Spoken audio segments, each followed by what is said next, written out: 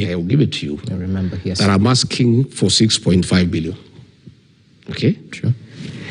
His Mr. Fix-It Kimani Ichong'wa went to Europe in an interview and said, I'm asking for 8 billion. William Ruto says, I'm asking for 10 billion. Between his Mr. Fix-It and his chief propagandist and William Ruto, can't they sit down and agree the figure that Rigathi Gachagua is supposed to have asked for? So I want to explain to you that there is nothing like that. It was just a narrative he wanted to bring to the mountain because he needed to explain to them. Because he committed himself that he would never humiliate his deputy. He went beyond got rid of me. Mm-hmm.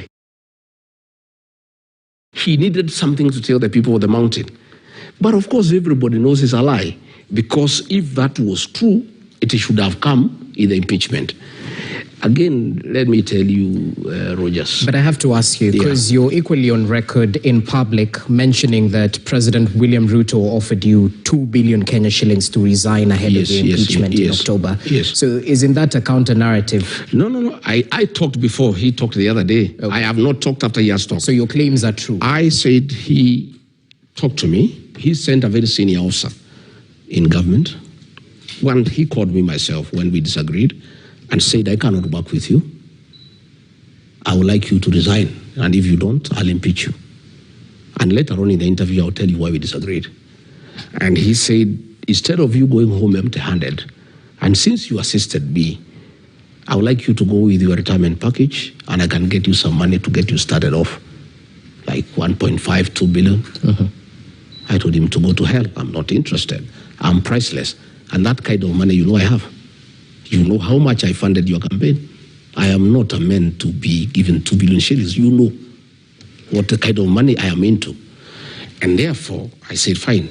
He sent a very senior officer to come and see me. On Thursday, when the National Assembly resolved that I should be impeached by going to the Senate, that Friday morning, he sent a very senior officer to come and see me. And he gave me his terms. And again, it's my ethics because I don't record people. I recorded that conversation, giving me that offer from the president. I have that record. Okay? So the senior official was speaking for the president? Yeah, he sent me. The following day... But the burden of proof lies with the accuser. We need to see this. No problem. Okay. No problem. The following day, he told the officer I should go and have a discussion with him. And I refused to go to State House. He suggested I go to his hotel, the Western Hotel. I refused. Uh-huh. And we met somewhere along State House Road in one of the safe houses run by the National Intelligence Service. And between me, that officer, and myself, we had a discussion with the president. Again, I recorded that conversation for posterity because I know William Ruto. I put it on record. Again, he gave me that offer. I told him I'll think about it. I didn't want to have a fight with him because it was not necessary. That officer persuaded me that I should listen to the president. And because he's a man from home, he said, it doesn't matter, whatever it is, just listen to what he has to say. Who is this officer? No, I don't want to. For the sake of our public, you go for an interview, you have to... Let me explain. So I said, no, I declined. The day I went to the Senate, the first day, that officer again was dispatched by the president. And I refused to see him, but after consultation with my counsels, I agreed to see him. Again, he brought me another offer. I recorded. I am very conflicted. That officer is an innocent man. He's an emissary of the president. He is in service. If I expose him now, he will lose his job. He will be in very difficult circumstances.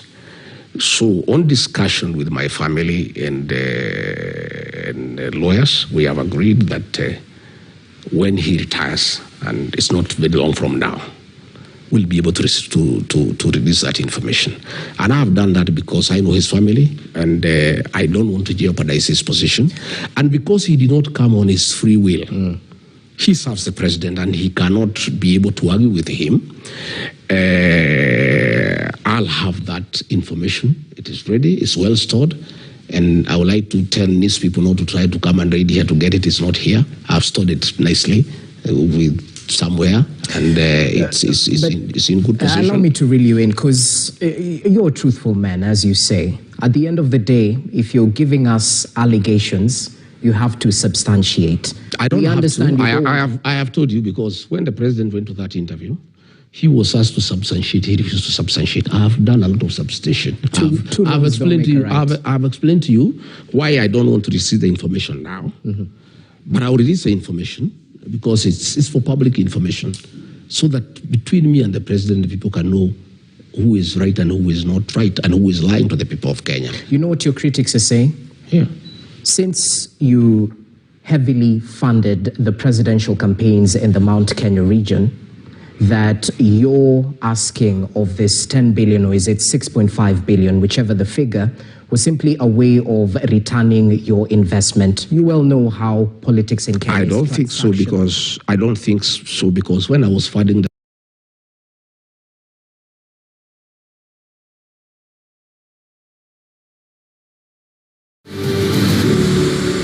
Karibuni sana. Thank you so much for coming.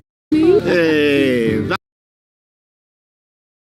that shirt has seen better days. Mara, it's your faded shirt. Mara, it's your faded roof. Look at our roof.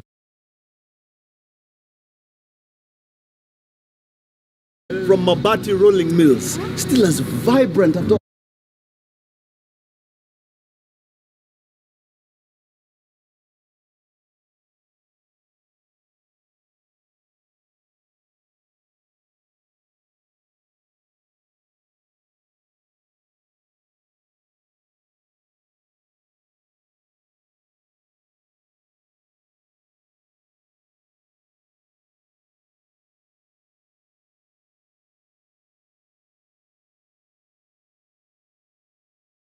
I've called a meeting of UDA, the PG put me to task and say, Rigiji here is asking me for this. He would have called some elders, some church people. He never did any of those things, because that is how you do those things. Okay. But myself, when he offered me an offer to resign, I talked about it. I did not waste time. I talked about it because that is the situation. But it's still a narrative. We'd like to substantiate this claim, sir. I have told you what I need to tell you, and the long and short of it all is that the president wanted to create a narrative with the mountain. And you see, these mountain people are looking at him very closely, because the things he said about me are not the things he is saying today. Okay? When he said I should be his running mate in Karen on May 15th, he had this to say. There were so many other instruments. I looked at many things. I looked at what was required of a deputy president. In the end, we all settled as a team on Gachagua, because he's an astute debater, a fantastic grassroots mobilizer, a disciplined and tireless political operative, a successful elected politician and businessman, a principled politician of tremendous resilience and fearless fighter for the right cause, an indefatigable champion. Gachagua is a self-made man, a politician of repute, and a public servant whose sole goal is to help others. Gachagua is a very passionate leader, a people's person. He speaks about the ordinary people and is concerned about matters to do with farmers. What I like about him is his passion for people issues. He's one of those leaders who are passionate about ordinary people. He's a living example of a true hustler.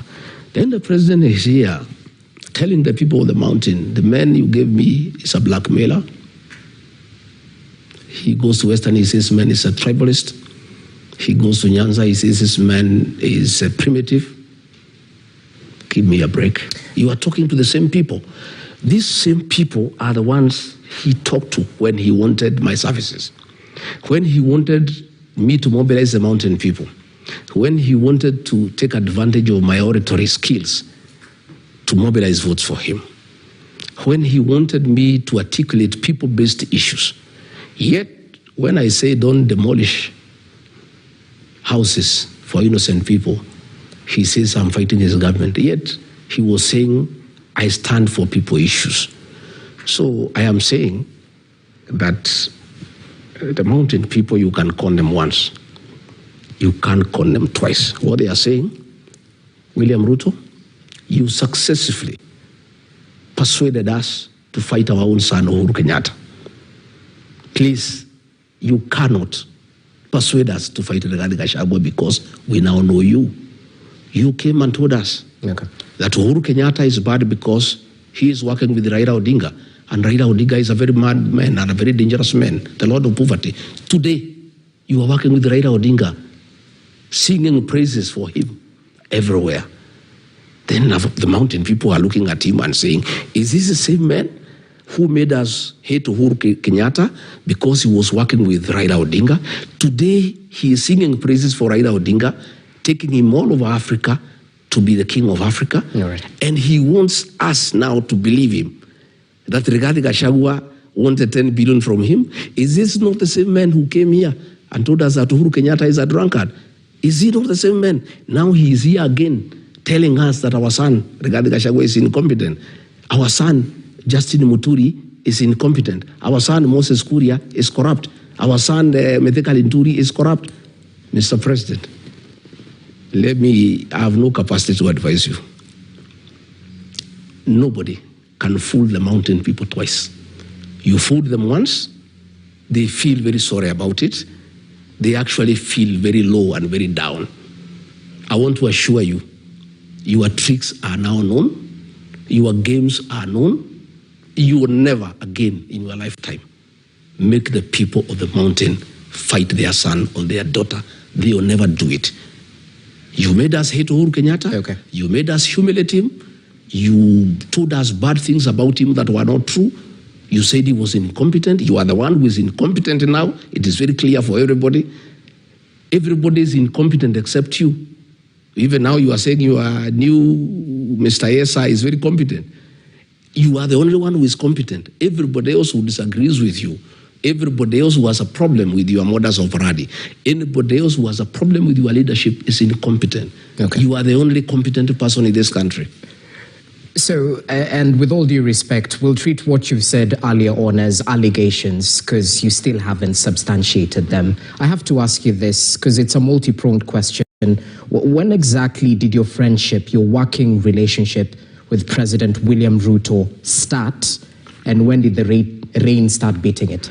Probably before we come to that, you said that he said, I fight small people. I don't fight anybody. He says that I was fighting Farouk Kibet. Farouk Kibet is not a small man. He is a co-president in this country. Farouk Kibet runs the government. Everybody reports to him. The Inspector General of Police, the head of public service, cabinet ministers. William Ruto issues instructions to cabinet ministers through Farouk Kibet. Ministers tremble at his very sight. So, Farouk Kibet wanted to give instructions to Rigathi Gachagua. Rigathi Gachagua was elected by the people of Kenya alongside William Ruto. There is no way I would have allowed Farouk Kibet to give instructions to me. And let me tell you, Rogers, Farouk Kibet was trying to run my office, make appointments for people to come and see me. And initially, I thought it's okay, maybe that's how William Ruto wants us to work. Until I learned that Farouk Kibet was collecting money from people to come and see me, and I have nothing to give them in return. And I went and I told the president, Mr. President, I'm your principal assistant. Please, your personal assistant cannot give me instructions. And if you want to give me any instructions, you give them yourself and I obey them to the letter. But you cannot use your PA to order me around. And your PA is taking advantage to make money from people. And I told you, Mr. President, for your information, because I'm your advisor in this matter, I will be failing in my duty if I don't advise you and tell you what is happening. Okay. All the people Farouk Kibet is clearing to come and see you, he's collecting money. And there's hue and cry in town. And State House is getting very disrespected because it has become a center of corruption. All appointments of people coming to see you, Kibet is collecting money. And Mr. President, I think you need to check this. But if you want to continue with it, tell him to keep off my office. He is not going to make appointments in my office, and he cannot tell me whom to see. So can you substantiate this? Farouk Kibet is not here to defend himself. But the president raised a matter. You asking me for an answer? Yes. See, I must give you an answer. But I'm not the one. I've never raised that issue. Okay. It's the president who raised the matter. I'm answering. I'm just to the people of Kenya. countering what you've said. But I'm saying that he's but I'm saying, Rogers, the president said that I'm fighting with small people. The answer is that Farouk Kibet is not a small person. So you're fighting big people. Fine. I was not fighting big people. Yes. I was telling the president, I'm elected. I'm not going to take instructions from your personal assistant. And I'm not going to allow him to push corruption in my office. If you want him to practice corruption in your office, you can go ahead. But you just said he was collecting money for people to meet with you. I learned, the few people he had asked me to see. Later on, I heard noise in town that people are going to see the deputy president. Farouk has collected money on his behalf and he's not doing anything for us. That is when I got alarmed. I faced Kibet and he told me off. He said, I must make money. Serikali tumetafuta, mimi nimeumia na William Ruto miaka mingi. And actually, when I talked to the president about Farouk Kibet, he said, wewe achana na Farouk, atafute pesa kidogo ya kukula bana. Hii mtu ameumia na mimi miaka mingi, akipata hapa kidogo kidogo yuko makosa gani?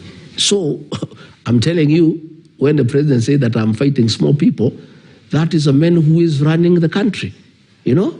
And everybody trembles. I'm the only man who would tell him off. Okay. When he says that I'm fighting small people, I don't know Itumbi. You can see the things he was writing about me. And Dennis Itumbi, the chief propagandist for William Ruto. Again, he's not a small man. This government of William Ruto is run by Itumbi and Farouk. This Itumbi, all these statements you see ministers issuing, like the one DCI has issued about the violence yesterday in Mweki. It's Dennis who crafts them. He crafts the messages, and you can see even that is language. He gives them to read. And my problem with that so-called small man is that they work in cohort with the president. And he hangs around State House. And if you have a discussion with the president and he doesn't like the way it is going, he sends him a text, and Dennis walks into the president's office and says, Mr. President, you are late for the next meeting. And the president brings the meeting to a closure. I had not realized that until I studied, I saw there is a pattern. And any time I had many issues with the president that were not pleasant, I would face him and say, this is not right, this is not good, and I would win the argument, and he doesn't like it, and he would like to bring a meeting to a closure. Somehow Dennis walks in, and I saw a pattern. So one day, we were launching, the president was going to sign, he was going to sign the housing levy law, bill into law. And I was with the president in his office, the two of us, and I had a very hot conversation with him. And I was telling Mr. President, Kenyans are not interested in affordable housing. And people are very unhappy about the taxation. And Mr. President, only a fool doesn't change his mind. Let us look this thing. And please, from the feedback I'm getting from the ground, and Mr. President, I was elected with you. I mean, it's my job to tell you what the people are saying. And since we are elected together on a joint ticket, when I see we are going down and I don't tell you, it is not fair. Then when we were just continuing, I think he took a phone, Itumbi comes. And he said, Mr. President, we need to go. And I told Itumbi, my friend, next time you interrupt me when I'm with the president, you know who I am. Get off. I am the deputy president. I was elected with the president here. Who are you to come and interrupt our discussion? Do you know what we are discussing? The president just looked and said, I think we go. Okay? So that is how I raised that issue. And I told him, Mr. President, how do you get these people to come and interrupt a meeting with your deputy all the time? So that those are the issues we were saying. Well noted. I was fighting with small people. Just to take you back briefly, because we're stuck of time, how much did you fund President William Ruto's campaigns? No, I will not go into that. It's not necessary. I don't think I need to go into the details because I was also a candidate. Okay. I did not necessarily fund William Ruto. I funded the campaign as well, because I was part of the campaign. Okay. And I don't think I need to go into those details. Then tell me this. Well, when did the rain start beating your friendship? When exactly? It's not friendship, Lily, but we went into a covenant with the president. And the president was here many times, here in this house, down, beaten, harassed, frustrated, and he would come here for comfort. And my wife would pray for him, and we went a long journey from 2018 all the way to 2022.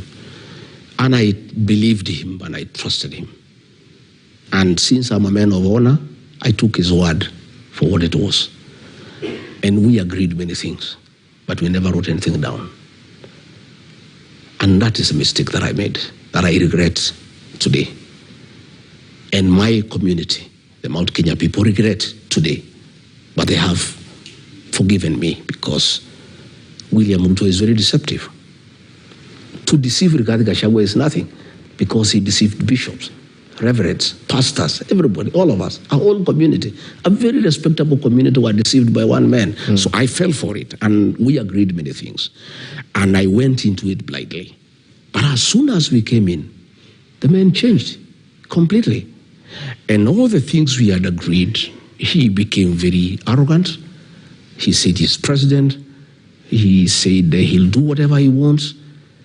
And I can tell you where I started finding things are not right is we had agreed on several portfolios for my people because we had agreed, much as I'm a national leader and I'll be your deputy to assist you to manage the affairs of this country, I'll protect the interests of the Mount Kenya people in your government because they have elected you and they give you 47% of the vote. And it was agreeable.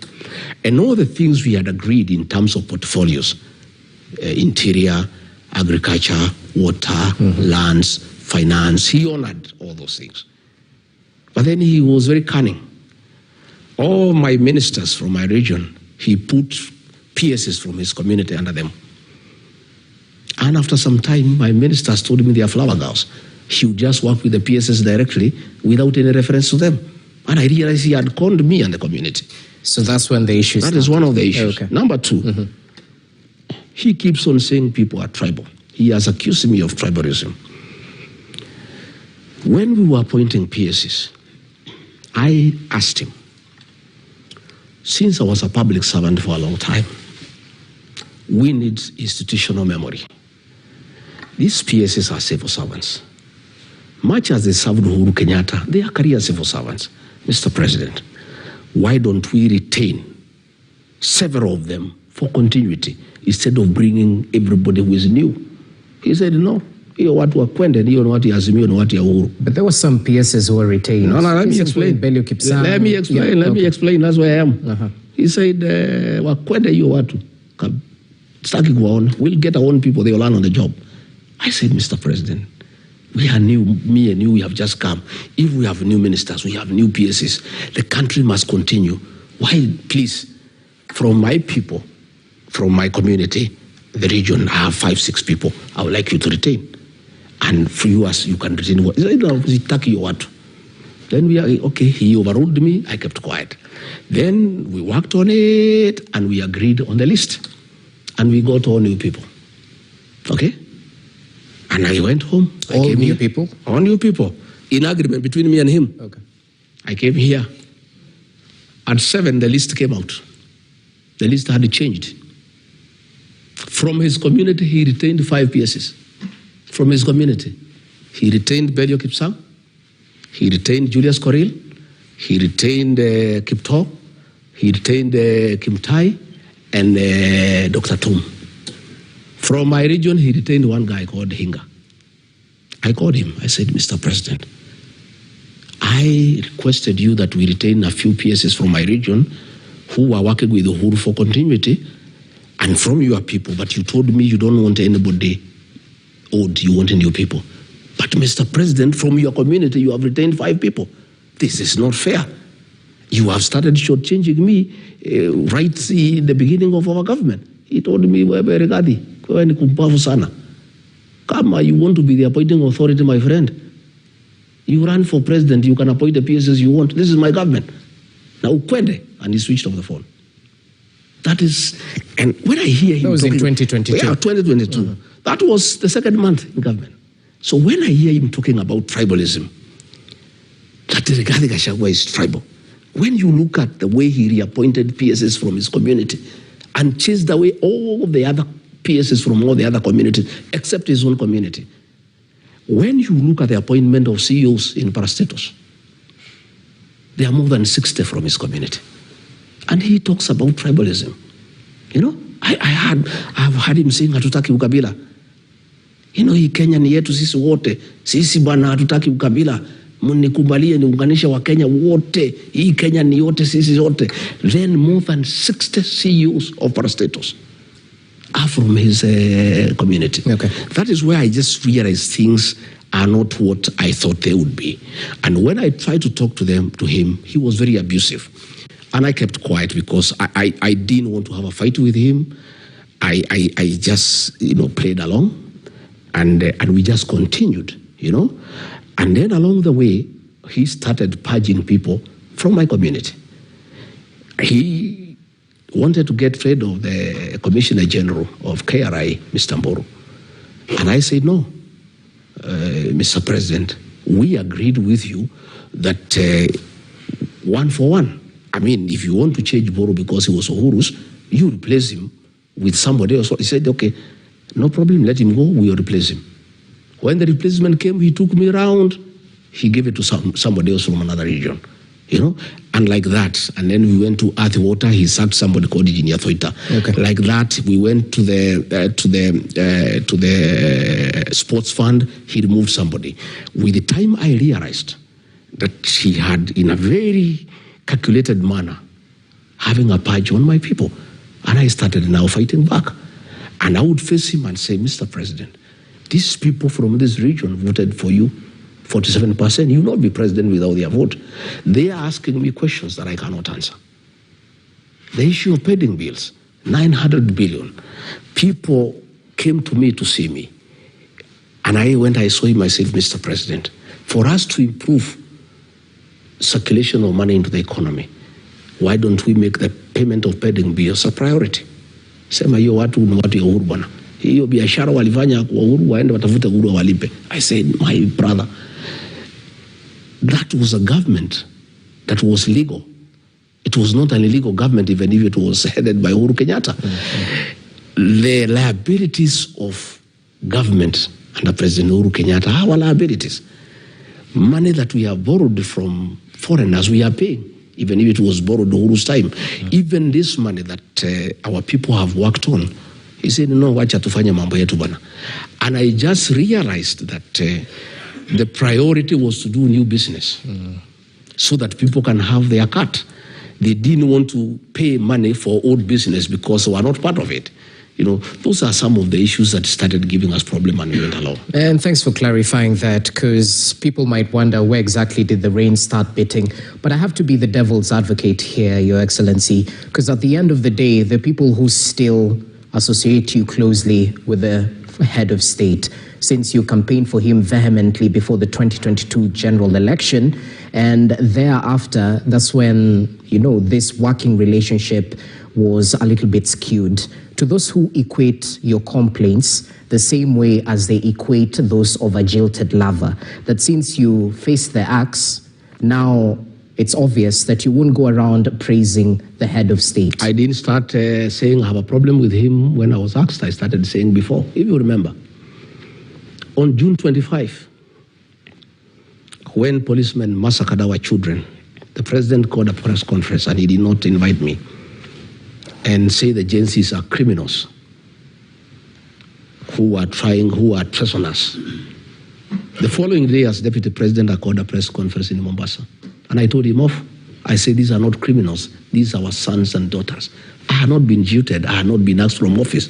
I stood firm. But let me tell you, one of the issues I disagreed with the President William Ruto up to today, and I will never give in, was abductions and extrajudicial killings. I am a father.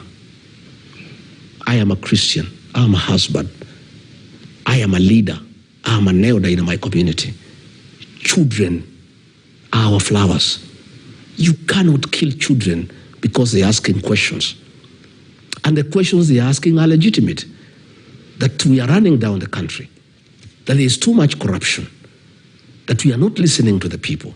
Those young Gen Zs were listening legitimate issues that I had personally raised with the president. Allow me to interject. And I can tell you, after that, he accused me of having been behind the Gen Z protest.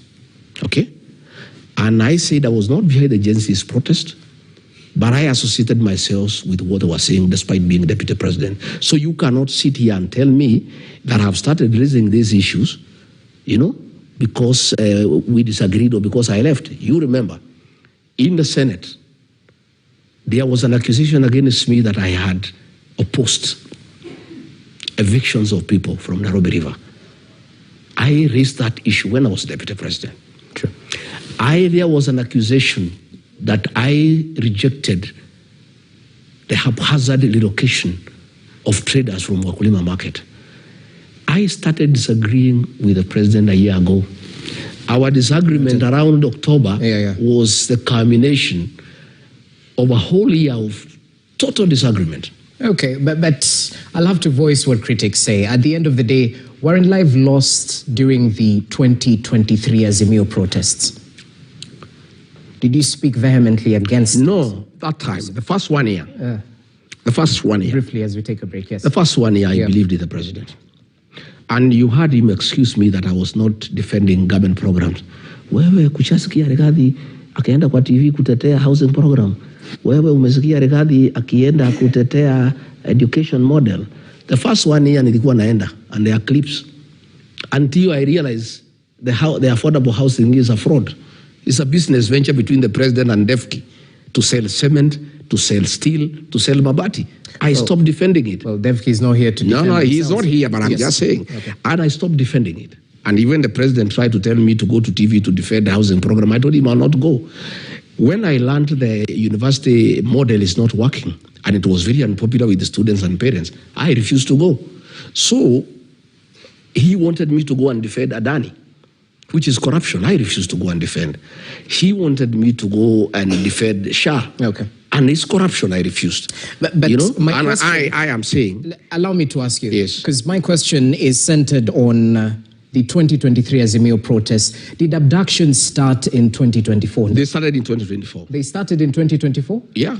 The real abductions. And I can tell you. There's no fake abductions. No, I'm just telling you, when it became clear to me, is when 101 officers from the administration police, on the authority of the president, were transferred to the National Intelligence Service and given very extensive training, is when we started getting people complaining that people are disappearing. And I went into it, and I started seeing signs that are not good signs. And I faced the president more than 3 times, and he feigned ignorance. But when I came to check, I found he knew what is going on. These abductions were being done by the National Intelligence Service. And I had a problem with them because I am a very straightforward man. And I spoke very strongly in the National Security Council. And I said, Mr. President, let us not treat the symptoms, but diagnose the problem. These young people, we need to find out why they are complaining. Killing them, abducting them, is not a solution. Hold on to your thoughts. We take a short commercial break. Do stay with us. The Wamunyoro bombshell continues in just but a few.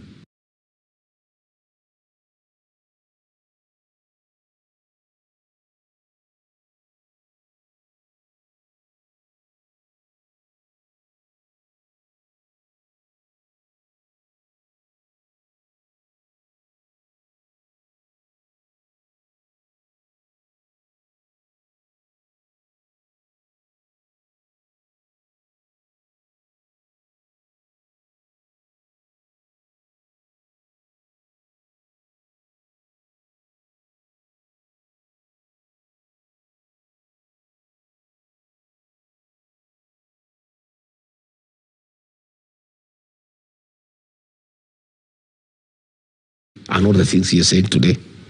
Okay? When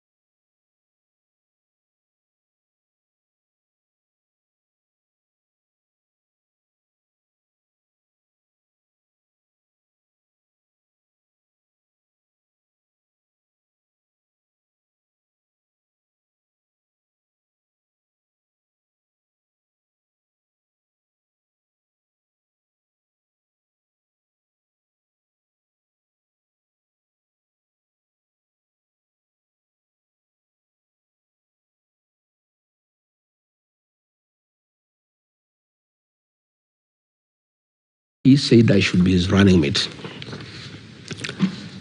in Karen on May 15th. He had this to say.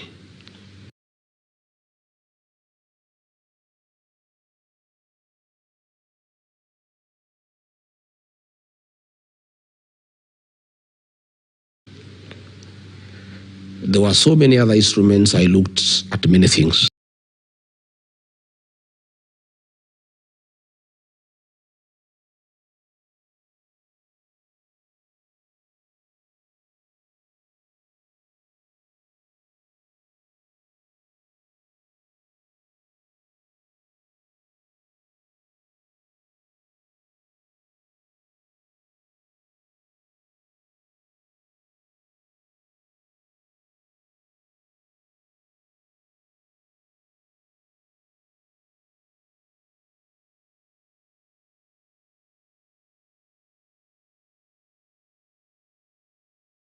I looked at what was required of a deputy president. In the end, we all settled as a team on Gachagua because he's an astute debater, a fantastic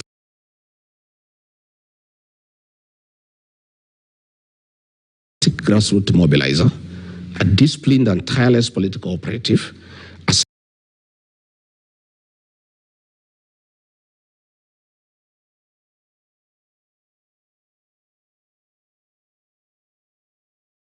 successful elected politician and businessman, a principled politician of tremendous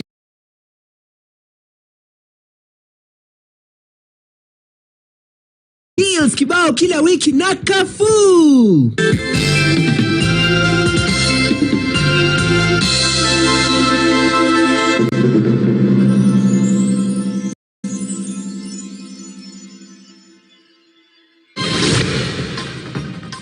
Freedom at last. 5 Mandera chiefs abducted 2 months ago, released by their captors. Mosquito net scandal and persistent doctor strike haunt former health CS Susan Nahumicha in vetting for UN job. Plus, agony in Gazi village as thousands of families are forced to sleep in the cold after their houses were demolished.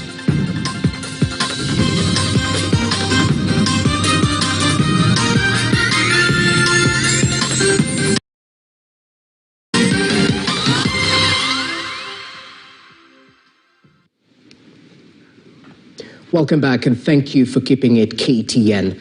We're continuing with our deliberations right here in Karen as we converse with the former Deputy President of the Republic of Kenya, Rigathi Gachagua, on a raft of issues that are playing out in the political scene.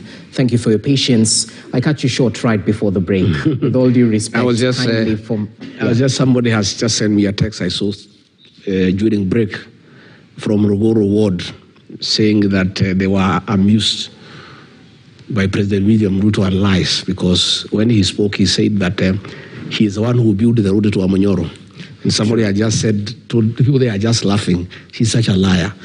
That road from a place called Marua, Gatunganga, State Lodge, Kiamariga, Karandi, Wawambui, Wamonyoro, Irori, Mukavuru,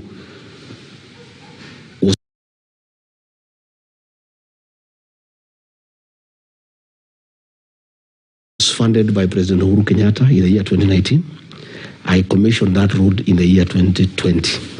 And that road was constructed long before William Ruto was elected president. So the people of Wamanyoro and the people of Ruguru are saying he's such a great liar, and he should be doing his homework before he lies to people, because anytime they see him there, anasema ile mtu ni mwongo sana.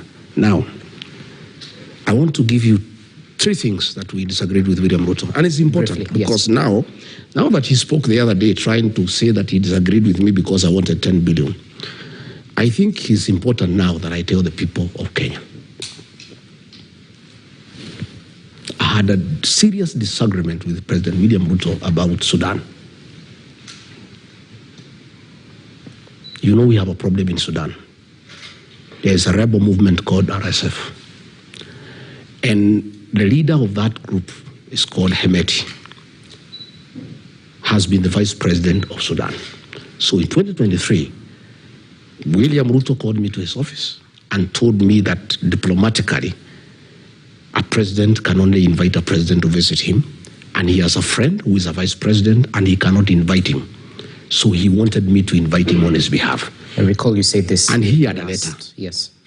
I signed that letter, and Hemeti came, and we met, we discussed about Kenya and Sudan, but that was not the purpose of the visit. I took him to the president. Later on, I realized they are doing business. After some time, it came clear to me that the international community had placed international sanctions against Hemeti because of genocide, killing women and children, displacing people, and no other crimes against humanity. So President William Ruto called me again and told me to invite Hemeti again. And I told him, Mr. President, this is a butcher of women and children. And he is using our country, through your friendship, to bring gold from Sudan, clean it.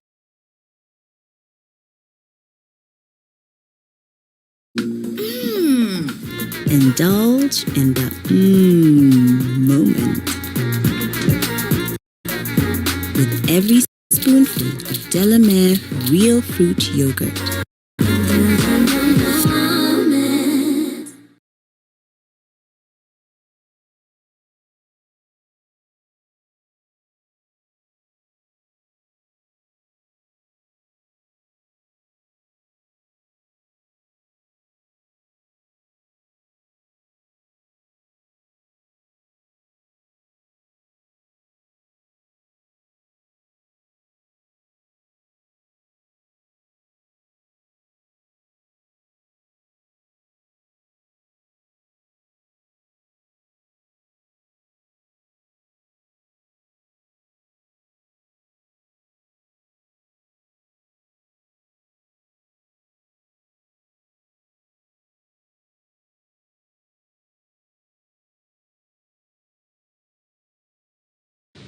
Let alone, I learned my signature was forged to invite him. I went, I faced the president.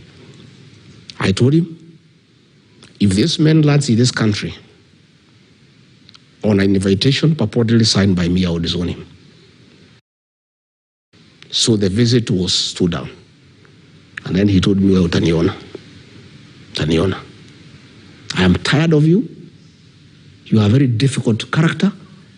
You are the worst mistake I've made in my 35 years of politics. I regret having nominated you as my deputy. You are a very difficult character. I am president. I'm telling you to do, and you say you are blackmailing me that you are going to disown the letter. I refused. I want to say this. For the deaths occurring in the Sudan, the real commander of RSF is not Hemeti, it's William Ruto, because for a movement to succeed, it needs money. The money from gold is being cleaned through Kenya to buy arms to go and kill women and children. And you know my next question would be to substantiate these claims. But I'm saying this guy was here, his movement was here the other day. That's in the public. Listen, no, I'm asking you. This man has international sanctions against him for genocide. True. He has been given a safe haven in Nairobi. He was here forming a government in KICC. That cannot happen without William Ruto. And I want to tell the international community. But the claims of doing business. No, everybody knows that he is selling gold through Nairobi. You may pretend not to know, or I'm not pretending. Don't shoot the messenger. Everybody knows. I'm just trying to find out. Everybody made claims that the president is doing business. Everybody knows that why William Ruto is having relations with Hemedi through Nairobi is for the gold business. And the gold business, the proceeds are buying arms to butcher children and women. And I want to ask the international community, and I want to say I'm available to give evidence, and I want to tell the international community, it is pointless to levy sanctions against Hemedi. The person you need to levy sanctions against is William Ruto. And this thing of Sudan will be sorted out, because if there are sanctions against William Ruto, he'll stop entertaining Hemedi. Gold will stop being processed in Nairobi. There will be no money to buy arms to go and kill children and women. Number two. How is this gold being cleaned in Nairobi? Because unless you were party to it, that's what I'm trying to find out. I was deputy president. So should we treat it as allegations? I was deputy president. Okay. I know what goes on in this country. I have a lot of information. Even today, when I'm out of government, I have serious networks within this administration. There is nothing that goes on that I don't know. Okay, we'll treat it as allegations. Again, another issue is Kosovo. Yeah? Very senior officers from the Ministry of Foreign Affairs came to see me because it had become apparent to everybody. Nobody in the cabinet can face William Ruto. I was the only person. So what was happening is that where people felt things are not going well, they would come and see me. They told me that internationally it is unwise for the Kenyan government to acknowledge or recognize Kosovo. And that will create us problems internationally. And they say, we want you to talk to the president, because none of us can talk to him because he's adamant that we need to recognize Kosovo, and it will create us international problems. And I went to see the president, and I said, Mr. President, senior officials from the Ministry of Foreign Affairs have come to see me over this matter. And he was mad. He was in a rage. He wanted to know who they are. I said, I cannot tell you because you will fire them. But this is information.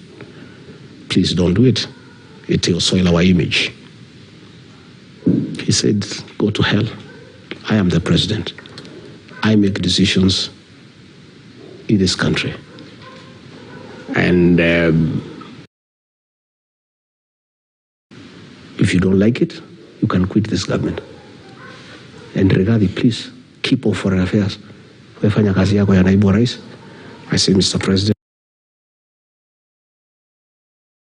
these are concerns that have been raised to me. This is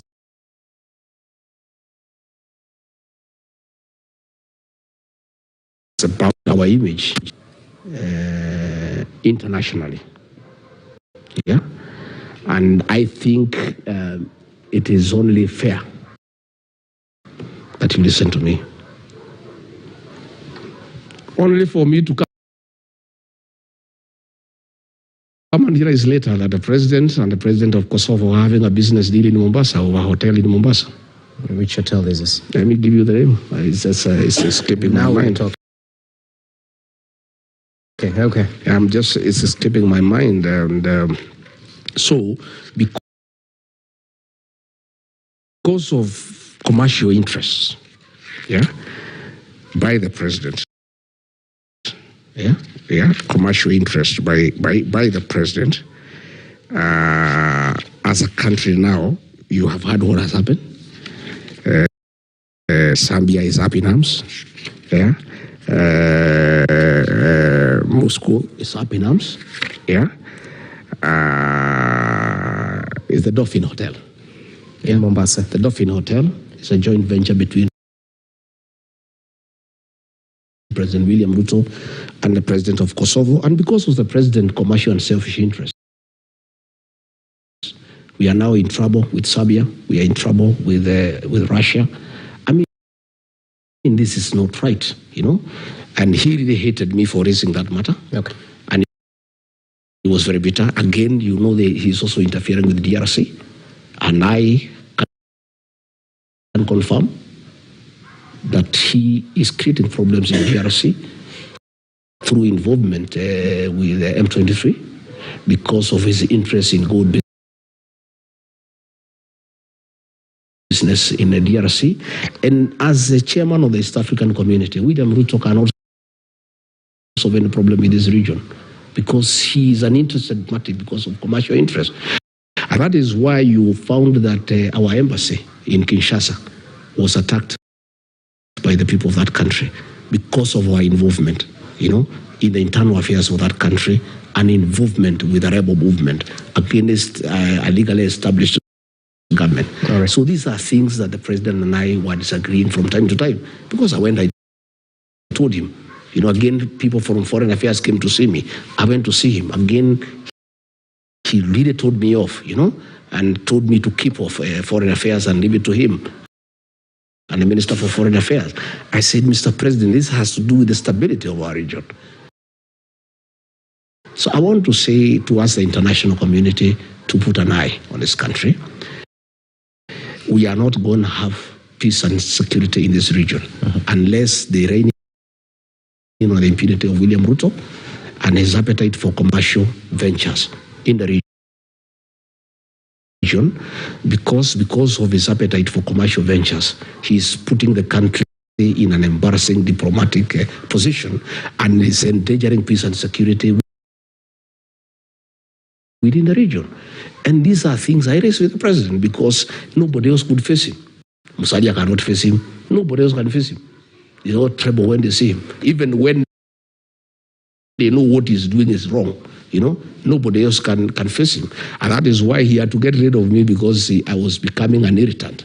You know, every time there are issues, I raise it with him. Okay. And yeah. So you've mentioned Dolphin Hotel, and we'll definitely try and look up at the ownership of that hotel. Oh, you'll never see it. It will be hidden. There's a lawyer called Adil. He'll have fixed the fixed the proxies. You will never get to it. But I've told you, yeah, let the president tell us that the president of Kosovo is not involved in that venture. Okay, and just to clarify, the DRC embassy was attacked due to the president's statement when he said he had called Macron the president from France. The real thing is his involvement. The real thing is his involvement in matters DRC and his dalliance with M23. Where's the evidence? At the end of the day, I'm a journalist, so I'll have to try and. You need to dig a little bit further. I've given you the angle. You need to do a bit more investigative journalism, and you'll come and tell me what I'm telling you is the truth. Okay, so in retrospect, because you seem to corroborate with what the former CS Justin Muturi said in an interview last week Friday, if I'm not wrong, where he said the president is irredeemably corrupt and is unfit to lead this nation. So from where you see it, how much has Kenya lost due to these dealings by the head of state? Well, Kenya has lost 38 billion shillings to Italians on Arol, Kimorel, and Itare Dam. President William Ruto says Muturi is incompetent. That is a lie. Muturi was a very competent attorney general. He's a patriot. He is a hero to this country. President William Ruto had serious problems with Justin Muturi because he will never agree to give a nod to corrupt deals. Justin Muturi was ordered by President William Ruto to sanitize Arol and Kimorel, and he refused. And the president said the case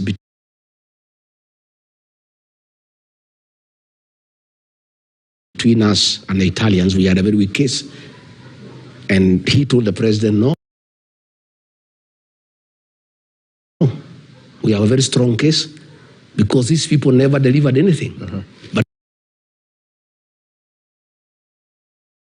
they were paid 38 billion shillings. So we have a strong case. He said no. The criminal charges against those people were withdrawn by Nuruddin Haja's DPP, and the president picked a team without Muturi to go to Italy, headed by his private lawyer Adil as chairman, Nuruddin Haji and Kennedy Ogeto to go and sanitize Arol and Kimrel. And that happened. And Muturi was not involved, and the president was very bitter with Muturi. In fact, I heard him saying Muturi is incompetent. One day, I heard something. We were in a place called Kanyuambora on the 7th of August 2024. That is just after he had removed him as AG and appointed him as Minister for Public Service.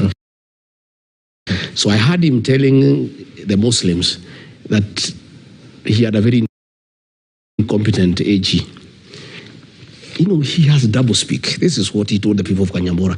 William Ruto says different things depending on who he is talking to. When he wanted to please the Muslims of their issues, he says Muturi is incompetent. But when he was in Embu in Kanyambora, to please the people of Embu, he says something different. He says, asanteni sana watu wa Kanyambora kwa kunipatia huyu Justin Muturi. Amenisukumia sana mambo ya sheria. Sasa nimempatia kazi ya kunisimamia wafanyikazi wote nchini Kenya. He was saying how competent he is. One day, President called me and he was in a rage. Actually abusive. Wewe Rigiji, huyu mjinga, mbere huyu naitwa Justin Muturi, ni mjinga sana. Can you look for him? Umwambie, I am his appointing authority, mimi ndio rais. I have called him, I have given him instructions to sign some documents, and he is saying he cannot sign. You tell him, kama utamuongelesha Kiembu, muongelesha Kiembu kama ndio atasikia, ya kwamba if he does not execute those documents, I want his letter of resignation akifika Nairobi. This is while he was AG. Yeah. I said, Mr. President, calm down. What is the problem? I said, yo mtu ni mjinga, mlevi, very incompetent fellow. Hii mtu uliletea. Ulitoa hii mtu wapi? He was very quarrelsome. He was almost abusing me. So I said, okay, Mr. President, let me talk to him. I called Justin Muturi. And the number was roaming. Yeah, AG, hey, where are you? He said, no, I'm in Dubai on transit. I'm coming from somewhere. I'm on the way back to Nairobi.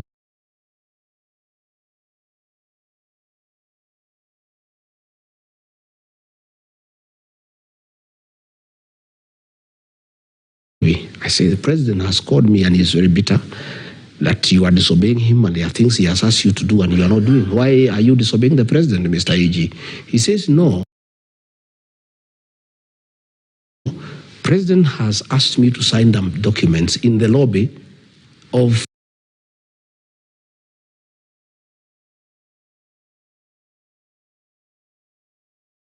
an international airport. Documents I have not seen. Documents I have not verified. Documents I have not authenticated. I mean, DP. How do I sign things I don't know? And it's about $1 billion US. And these are things that I don't know. And these people, DP, I'm very unhappy. They called staff from my office. President is telling me, your people have worked on it, just sign. And nobody told me that they have called people from my office. I cannot sign. He said, the president says you resign when you come. He said, no problem, I'll resign, but I'll not sign. Nikanyamaza. So nikaenda kutafuta president baadaye. Nikamwongelesha pole pole, nini huyu Muturi amesema, ya bana hiyo mtu ni mjinga. That man, where did we get this man from? He's a very difficult character. And he is really, sabotaging my programs. Hii ni maneno mimi nimepanga ya climate climate change, and now he's frustrating, I said, okay, I left. So later on, after 3 weeks, Muturi came and to see me. He said, Mutia nyumbani, ikasi imekuwa ngumu. The thing the president was asking me to sign is a fraud. It's $1 billion that is being brought to the country without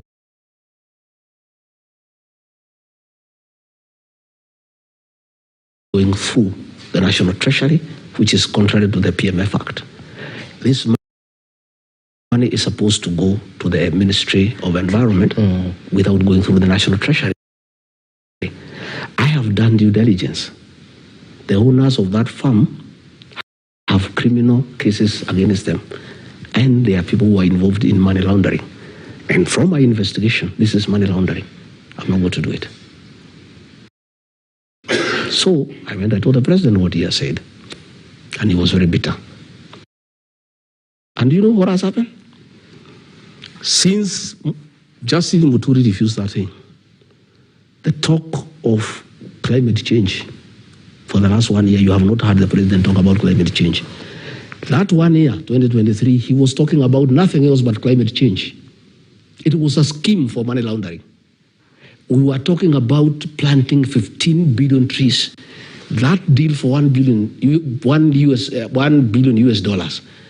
was supposedly to plant 3 billion trees. These 15 billion trees was a fraud to bring in money in the country for money laundering. And since Justin Muturi, who in my view is a hero for this country, refused, you have never heard for the last 1 year the Minister for Environment or the President talk about the 15 billion trees, because it was scuttled by Justin Muturi. Again, the last one about Justin Muturi. Why he's a hero?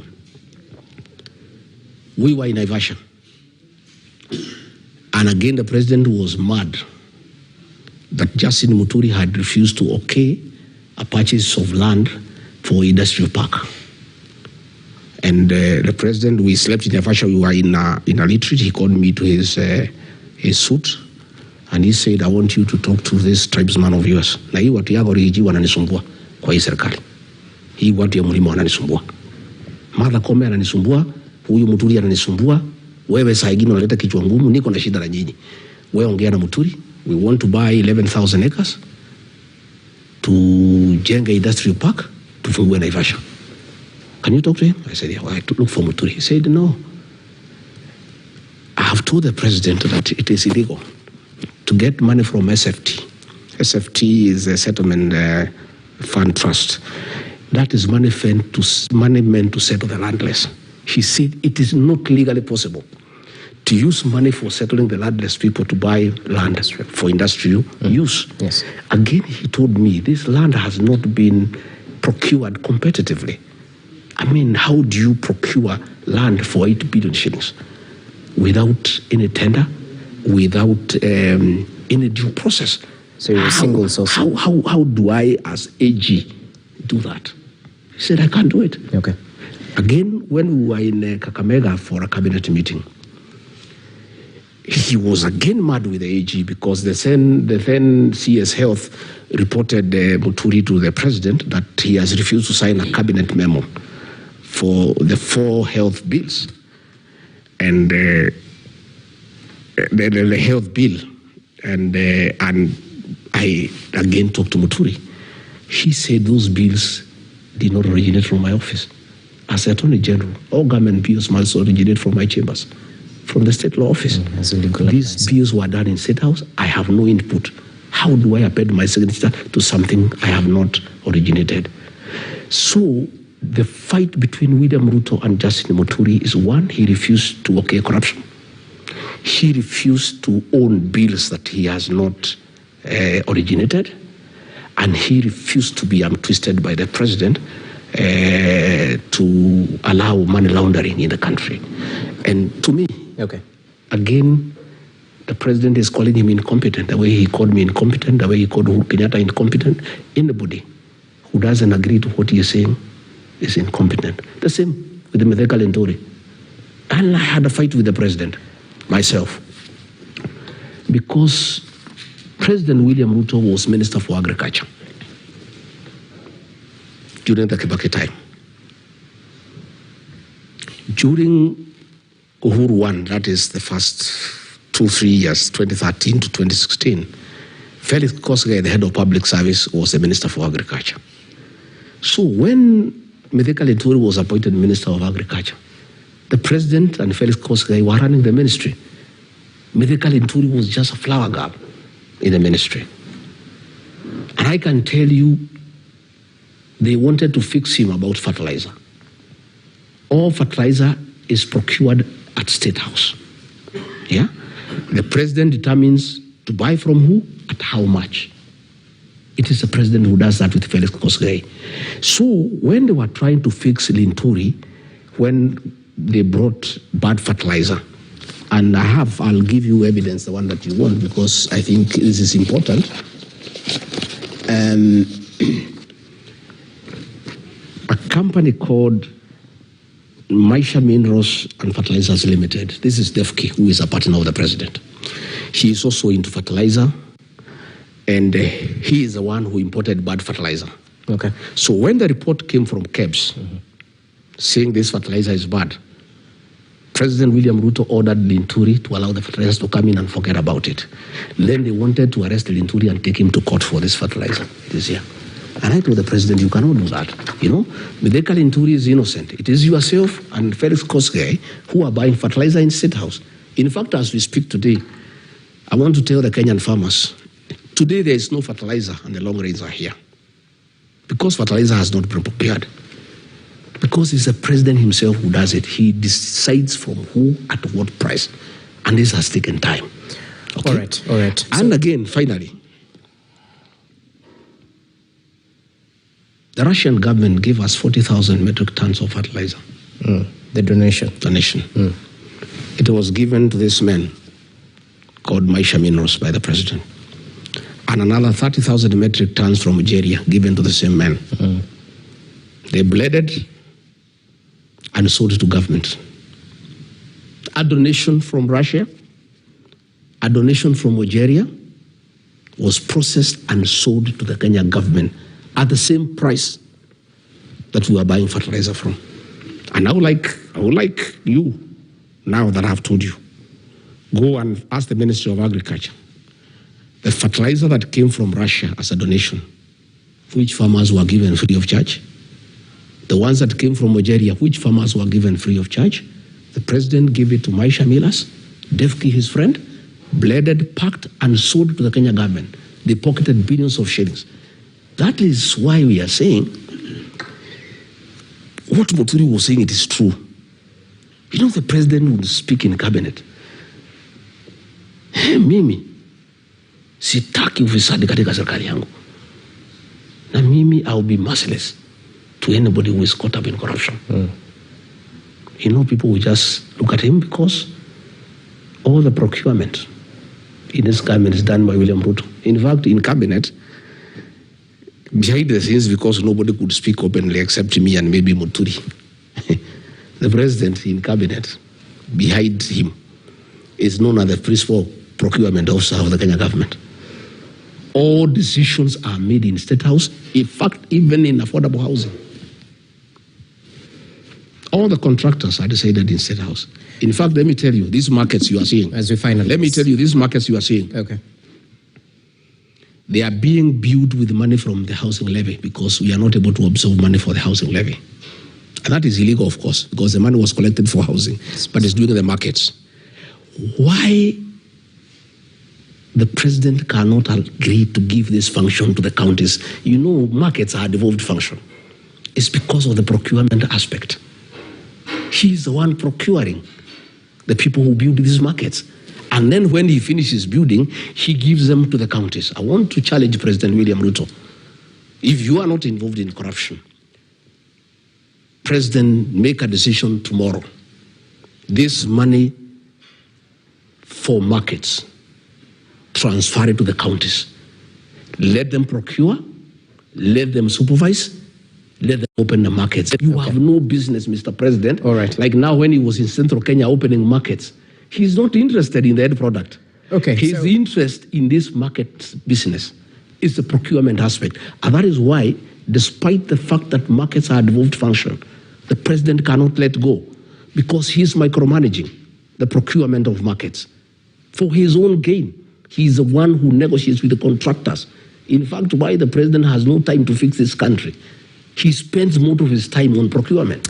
Well, the president, of course, is not here to defend himself. Neither is Maisha. No, you look for him and ask him these questions. Due diligence Yes, and please. definitely uncover, as is our work as the fourth estate. So all things said and done, you seem to be hinting to the fact that commercial interests supersede the national interest in this Absolutely. country. This is a commercial government. The government of Kenya, led by President William Ruto, is a transactional government. It's a commercial government. Everything is driven by commercial interests. Even while you Diplomacy, international relations, local issues, markets, roads, everything is commercial. E-Citizen, my friend, when we came in, the president was very mad that E-Citizen is in private hands. After some time, shares exchanged hands, and the president ordered that all government services be onboarded. He stopped talking about the private people. 70% of E-Citizen is owned by private people. Your guess is as good as mine. Ask Adil. He'll tell you who are the owners of E-Citizen, who is the owner of Lisa. Today, they're the ones benefiting from that 50 shillings. That 50, any time you use E-Citizen, the Madrins at State House have your money. This government is a money-making machine, and there is no national interest. There is no concern for the people of Kenya. And we may reach a point we may ask the people not to pay taxes because it is a government, everything is an enterprise. You know, there is nothing that is being done for national interest. Okay. And everything starts and stops with William Ruto. So we haven't been able to canvass one issue, and that's to reflect on the president's 5-day campaign-styled development tour. I hope that passes with you. Because at the end of the day, there was so much tension before his visit. There was speculation that perhaps the ground might be hostile. But we saw the crowds in their numbers welcoming the president. Some leaders were jeered and booed. But that notwithstanding, critics argue that you might be losing your grip on the Mount Kenya region, that perhaps the decamping of the Maragua Member of Parliament, Mary Wamaua, is a writing on the wall of things to come. How would you respond to those? Well, to start with, yes, the president was welcome in the mountain, and we asked the people to let him come and talk to them. I heard him saying he has a 20-year history with the people of the mountain. If that is true, he has not understood the people who are his friends for 20 years. If he had taken time to understand these people of the mountain, he would know that they hate betrayal, they hate deception, they hate lies, they hate being misused. And probably he had genuine friends, they would also tell him, when those things fall occur, there's no remedy. But the people of the mountain are very intelligent people. Okay. And they don't fight, they don't shout, they don't throw stones. They're just nice guys. And we agreed that we have a political problem with the president, but we also are very practical to acknowledge that he is president until 2027, God willing. And we must relate with him one way or another. And in our own way, because we know how to converse. We don't do it in public meetings. We are very silent. There was an agreement and understanding among the mountain people that our relationship with the president going forward is commercial and transactional. And the people of the mountain are business people. We said if anybody has some money to bring to us, we take it, because even when you own a shop, you don't have to like your customer. What is important is if he has money to pay you. So we asked our people, come out and welcome the president. You saw the number of buses, the mobilization, the borders, 3,000 each, the dancing women, 2,000 each. Allow me. There was too much. There was too much money because there are claims of mobilizing financially. The president's men yesterday disregarded these claims. No, that is okay. But you saw the clips. You saw people being coached what to say. You saw money changing hands. I didn't see. That's what I'm asking. But you have the evidence. I'll give you the clips. You have seen people saying we were promised 2,000, we were given 1,000. But we are saying it doesn't matter. The president is happy. He got good photographs. He got good options. And that is fine. He's welcome again in August. And if possible, let him come in December. We need him because we need money for Christmas. He's most welcome. The people of the mountain have made some serious decisions. Those decisions cannot be changed by anybody. They cannot be changed by anything. And we are not fighting. I am not fighting with the president for the control of the mountain.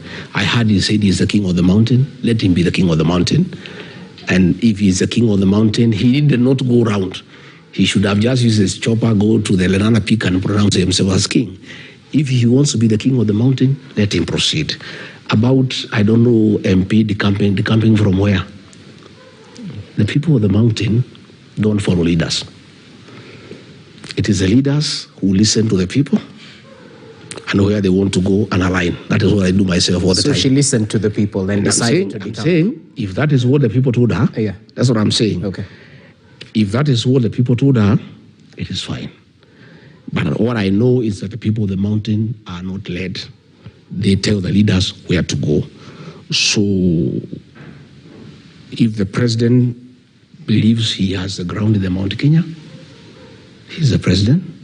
If he believes he's the kingpin of the mountain, so be it, as we are not bothered.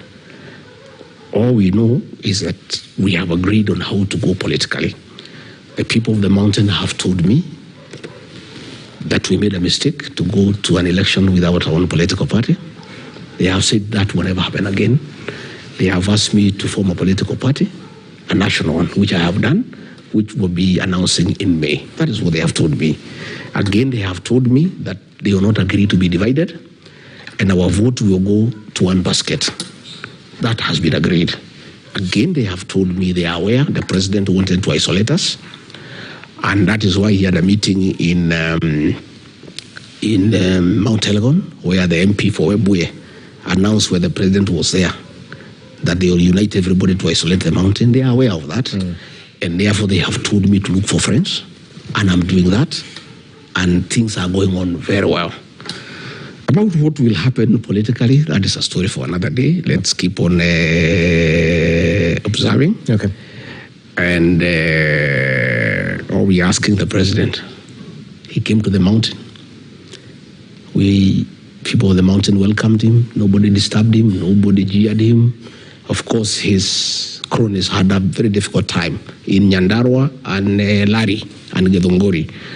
And why they had a problem in Nyandarua, Lari, and Githunguri, those three places are unique. Nyandarua is the home of the Mau Mau struggle. Lari is where we had the Lari massacre. Githunguri is where the independent church started. That's where the struggle for independence started.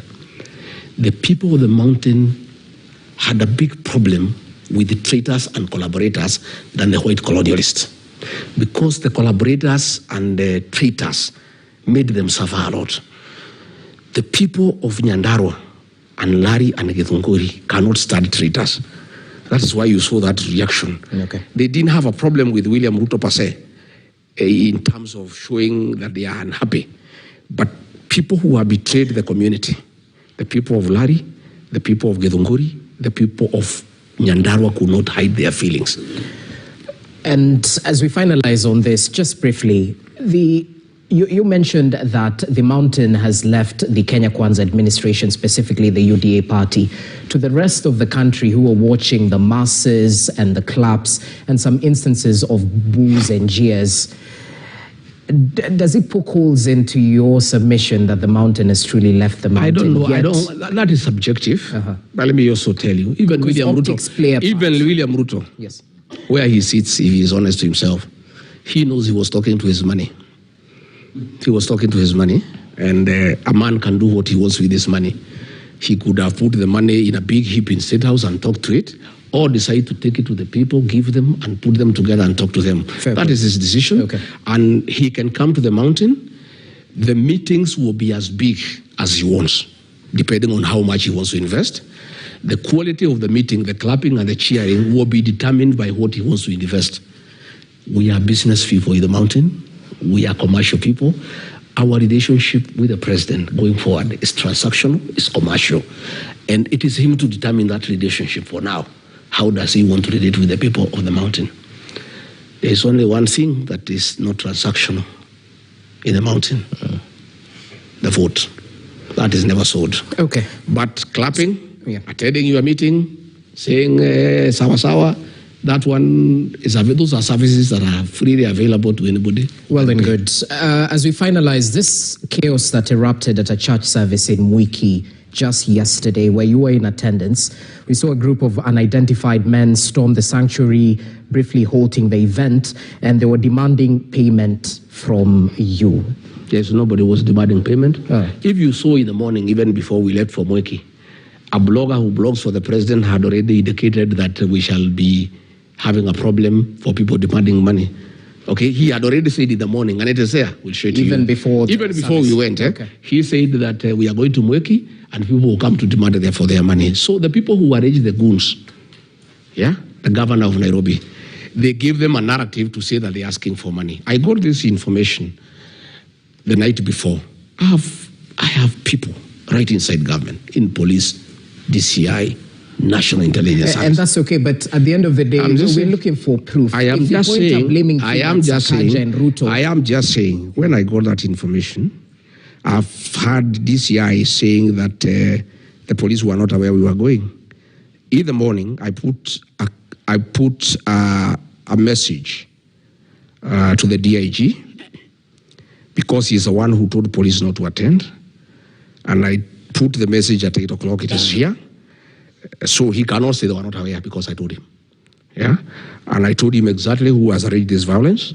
And I told him what his role is in the matter. And it is not the first time goons are being organized against me. If it was the first time, and they organized goons in Limuru, today I've heard this, I say they are investigating. Limuru, it happened in November. Nobody has ever been arrested, despite the fact that the people are known and they were there in pictures. They attacked me in Shamata in December. An inspector of police who threw tear gas at me, he has never even been transferred. In Nyeri during the ACK, goons that are known were there. So what is happening is that the president has been cheated by his cronies here in the mountain. That the mountain can come back if you get rid of Rigathi Gachagua. He is the one who is inciting them. And if Rigathi is not allowed to move around to incite the people against you, you can recover the mountain. So let's do everything possible to make sure he doesn't go anywhere. For his information today, I want to tell President William, I don't need to have to go anywhere for me to talk to the people of the mountain. The people of the mountain have a way of communicating without going to a public rally. And decisions are made and agreed on, and that is what is happening. When you decided you are coming to the mountain, we communicated people to come out in thousands and pick your money, and that is what happened. I have a way of talking to the mountain people without going there. Probably he can lock me out of the rest of the country because I don't know how to communicate to those people. But for the mountain, it's an exercise in futility. Okay. And I said, when I was told, the people who told me were advising me not to go. They told me the gangs there will kill you. I said I will not cancel. If they kill me inside the church because I'm a member of PC, I'll be a martyr. And I'll go straight to heaven if I'm killed in church. And I said I cannot run away. I'm not a coward. I'm a son of the Mau Mau. And when they came, I want to thank the Christians. The men did what we do in our community. They rise to defend the women and the children. The women and the children's comfort for safety, but the men joined with my people, fought off the criminal gangs. So to the naysayers who might argue that, and of course, chaos at the pulpit is unfortunate and something to be frowned. Not even at the pulpit, anywhere, generally. Chaos are unfortunate. Yes. So to those who might push a narrative that, lightning just doesn't strike the same place twice, perhaps this is something set up to bring out the emotions of voters, to sort of bring the empathy, To those who might say that this was stage managed. That is a narrative by the government, and it's a stupid narrative. It cannot go anywhere. When we were attacked in Limuru, it was in broad daylight, everybody was there. They almost killed me in Limuru. When I was attacked in Shamata, everybody was there. President William Ruto used to say that there are no fools in this country. I don't know at what point he changed his mind. He thinks they are fools. You cannot fool all the people all the time. People know that the government is organizing violence against me, and the people who are unhappy with what is happening in the country. But I want to say we are not intimidated. We are not cowed. We'll stand firm. I have asked our people not to retaliate, but the young people are telling me now this is too much, and that is what happened in Wiki yesterday. And much as we have told our people not to, counter these gangs, I'm not sure that will happen anymore from what happened yesterday in Wiki. Okay. They'll be countered because really, if the police do not want to keep law and order, the Deputy Inspector General of Police is the one who told the police to keep off. I've heard DCI saying that they were not aware. They were told not to keep off, and they called us, policemen from Wiki. We are told not to come. So if the police do not want to keep law and order, if you want this country people to take the law into their own hands, there's nothing we can do as private citizens. Even I was told when we had this interview, the local member of parliament back home there was saying he'll organize goons to attack my Wamanyoro home to distract the attention of the people from this interview. If they want to attack my home in Wamanyoro, let them go ahead. They can touch the house. They can do whatever they want to do. My former PA, who now works for the president, was even saying that he'll organize people to attack my businesses in Nyeri town. They can go ahead and do whatever they want to do. What I know is that our people have made certain decisions. Those decisions will not be changed by them harming me, by them burning my house, by them burning my property. It will just solidify the resistance in the mountain. It will just harness the rebellion in the mountain. And the more they do it, the worse it becomes. Whatever little gain the president may have made in that trip was cancelled yesterday when goons attacked us in charge. Okay. The people of the mountain are very Christian, and they believe in God and the sanctity of places of worship by government sending people. And the conversation in the mountain last night was, this reminds us of Kiambaa Church. The impunity. When 35 women and their children were in a church in Kiambaa, and goons went and touched them inside the church. And when they tried to save the children, they say, let us die, but let the children not die. They removed the children through the window. These goons took the children back to the church and burnt them. What happened yesterday, the message it has sent to the mountain, is that the same people who had the impunity to burn Kiambaa Church and people inside are back, and we are noting, we are observing. And it has brought a lot of emotions. These are wounds that people wanted to be healed and forgotten. These are some of the things that our people had forgiven, but they have brought them back. The minute you said goons inside a church to kill Gachagua and to kill Christians, you automatically bring the memories of Kiambaa Church and what these people did to our community in Kiambaa. Okay. Yes. Well, we'll definitely try and reach out to the Madeira Member of Parliament, Wamombi, to get his side of the story, because you've made allegations touching on him. But briefly, your analysis of the relationship between the church and the state as we finish off on this matter, because you were part of the Kenya Kwanza administration that used the church to rise to presidency. You've said previously, as you were deputy president, that the church and the state are the same thing. You take care of the same people. So do you hold the same views in regard to... Yes, we do, and that is why the church, as the conscience of the nation, must also be left to play a role. Now that the government has captured the opposition, now that the government has captured parliament, the church must speak for the people, because we serve the same people. And they also want the improvement of the welfare of the Kenyan people. So let the church speak. Let the church be allowed an opportunity to comment on what is going on. Let us not, persecute the church, because I heard some politicians saying, let the church leave the politics to us. There's nothing like that. Okay. The church leads people. All these things is about the people. It's only that people play different roles, but it's the same people. The welfare of the Kenyan people is important to everybody, from the state to the church. And people must be allowed to comment freely. And what we saw yesterday is interference with the freedom of worship. Okay. And I want to ask our young people, especially from our community, don't take little money and harm your brother and sister. You know, it's unfortunate that these people, the government is taking advantage of people who are not employed to really misuse them and give them money to harm other people, destroy property. I would like to plead with our young people.